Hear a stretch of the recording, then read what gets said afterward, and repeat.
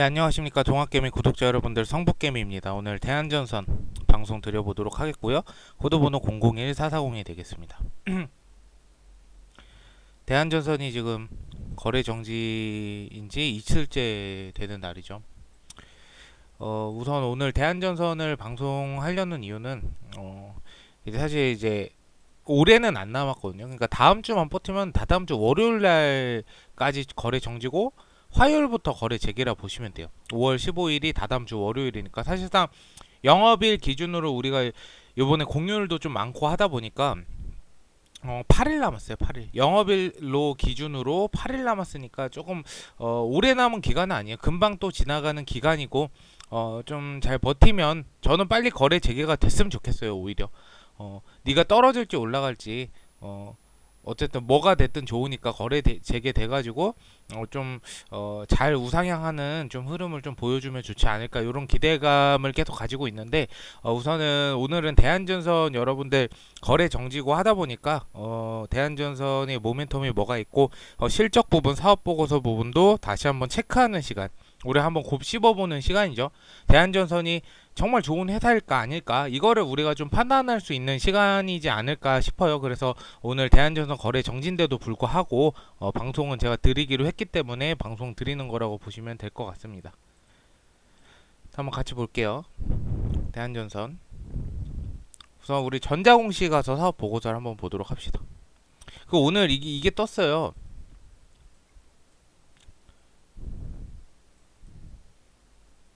일단은 뭐 전자투표식으로 한다고 하는데 어쨌든 주총을 한다는데 요거는 뭐 제가 오늘 이제 나온 거라 가지고 어떤 부분을 주총회를 하는지 좀 피드백을 추후 드리도록 하겠습니다.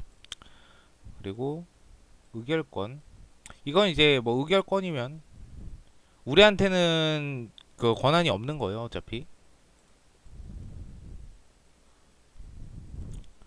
어쨌든 요거랑 그리고 우리는 사업 보고서를 보면 될 것 같습니다.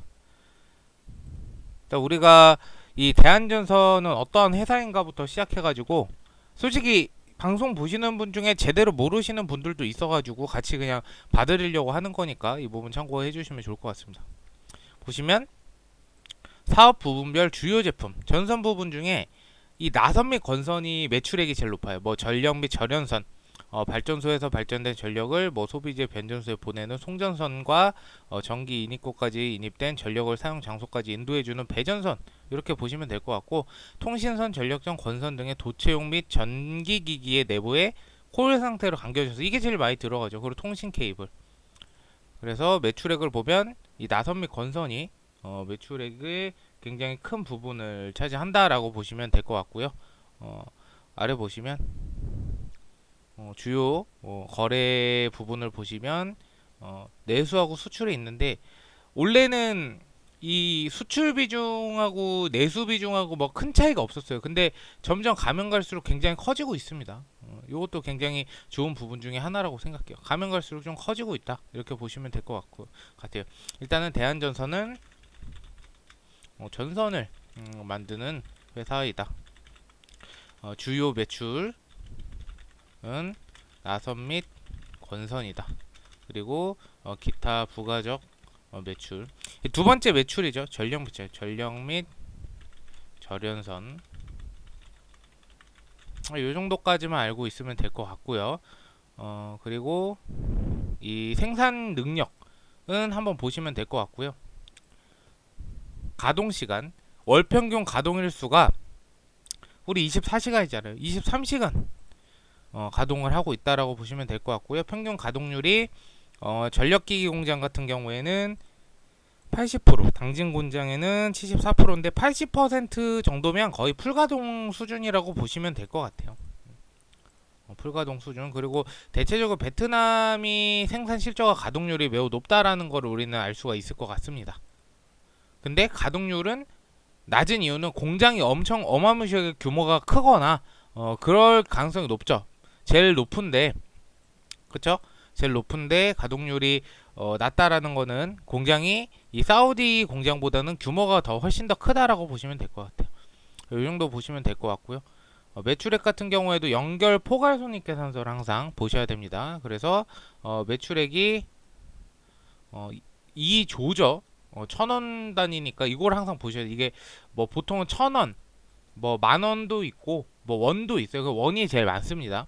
1,000만, 10만, 100만, 10억, 15억, 1,000억, 2조 4천억 정도 했고요.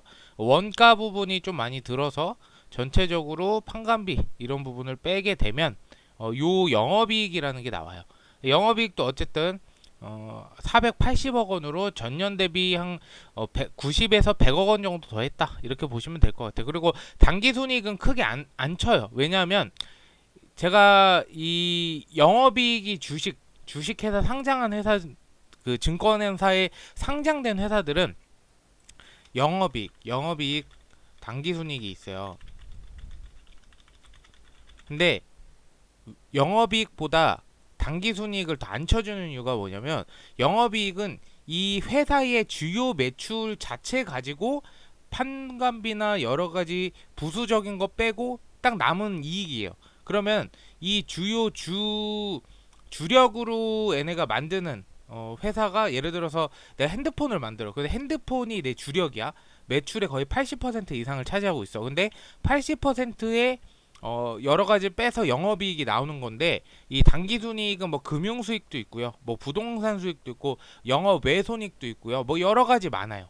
그렇기 때문에 뭐 법인세 비용 차감도 있고 여러 가지가 많아서 회사가 실질적으로 가져간 게 당기순이익이잖아요. 근데 그 증권회사에서는 당기순이익보다 영업이익을 더 높게 평가해준다라고 보시면 될 것 같습니다.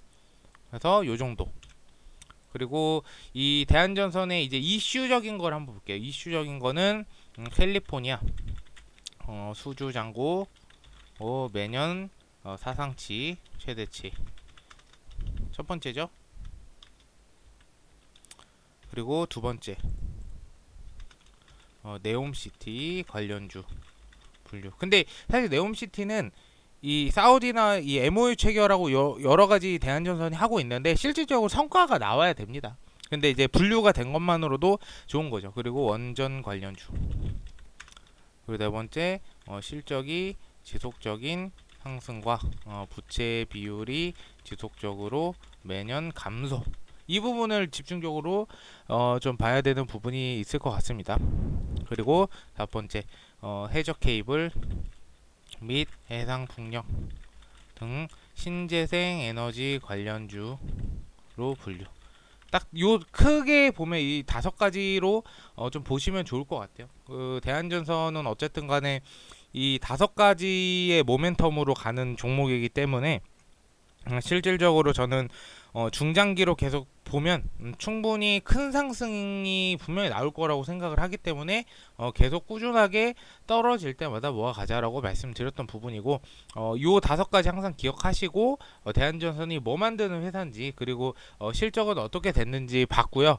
그리고 내일 같은 경우에 만약에 방송을 하게 되면 대한전선 같은 경우에 이제 앞으로 어떻게 진행이 돼서 병합 후에 어떤 방향으로 좀 흘러갈지에 대해서 제가 좀 고민을 해보고 여러분들한테 피드백 드리는 시간을 갖도록 하겠습니다. 어쨌든 오늘 방송 들어주셔서 감사드리고, 좀 도움이 되셨다면 좋아요와 구독 부탁드릴게요. 감사합니다.